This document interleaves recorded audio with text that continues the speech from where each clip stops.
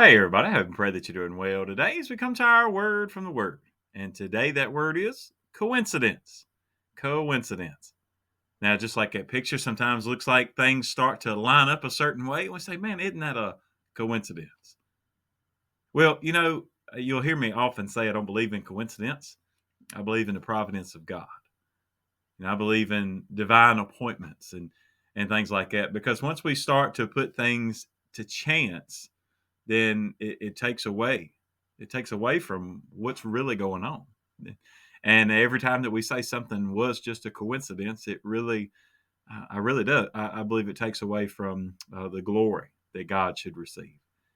Now, as you look at different stories and different accounts, especially with Paul, as we're in Acts chapter 25, and I know maybe if you're watching these daily, think, today's Christmas Eve, you're thinking, I thought I was looking at a Christmas thing.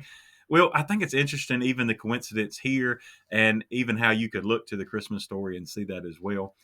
But here in Paul, we're going to pick up right where we left off yesterday, but you go from one ruler to the next, and there's still um, this group of people that still want to kill Paul.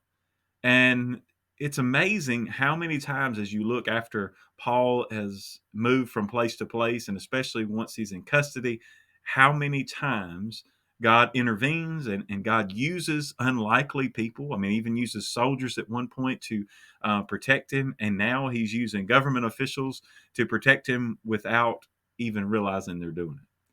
So let's explain what I mean. Acts chapter 25, verses 1 through 5 today. Now, when Festus had come to the province, after 3 days, he went up from Caesarea to Jerusalem. Then the high priest and the chief men of the Jews informed him against Paul, and they petitioned him, asking a favor against him that he would summon him to Jerusalem, while they lay in ambush along the road to kill him. But Festus answered that Paul should be kept at Caesarea, and that he himself was going there shortly. Therefore, he said, let those who have authority among you go down with me and accuse this man to see if there is any fault in him.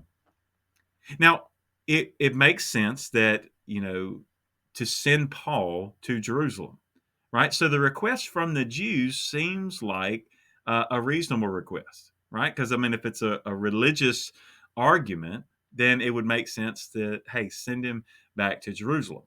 Now, it's very unlikely that this, where it says that plan for them to kill him along the way, I don't believe they told him that, because I believe he would have recounted that. He would have maybe had something to say about that. So that leaves it to say, okay, well, it's a coincidence that Festus said, you know what, I'm not going to do that. And so that way Paul's life was protected from this ambush. Because, see, had he sent them back to Jerusalem, and he probably wouldn't have sent a lot of people. I mean, here Paul has been basically, I mean, he's been in prison for several years now, at least 2 years under Felix, right? And so now you have the Festus come on the scene, and just a few days into it, he's already realizing he needs to appease the Jews. So he goes to visit the rulers in Jerusalem, and that's how you have this conversation in the first place. So as he's meeting with the religious crowd there, it makes sense that that's a religious crime that, hey, send him on back here. And so Festus could just come on the scene and say, you know what, you're right, send him on. Probably wouldn't send a lot of guards with him, and then they could kill Paul on the way. They could ambush and kill Paul. That was their whole theme. That was their whole aim of everything they did. Now, Festus is wise enough to say, yeah, I don't want to do that. He even says later, well, I was going to send it, but man, I don't like to just send somebody without having actual charges against him. He has to be able to have that right to, meet up and face his accusers. And then as you go on, and I encourage you as always to read the whole chapter, you'll see how this story unfolds. Now, I told you I tie that in with the Christmas story. You think about the coincidence of him um, protecting Paul. Well, you could call it coincidence. No. Divine appointment. You remember after Jesus was born, after Herod found out what was going on, right? You remember what happened there? As Herod actually, ends up killing all the children, all the babies under two, all the males under 2 years old. And just imagine that all those babies to be killed trying to kill Jesus. Was it a coincidence that Joseph had already been told to get out of town? Was it a coincidence even when the wise men came to leave and go home another way? No. Those are divine appointments, divine interruptions. It is the providence of God that is making sure his will is accomplished in each and every thing.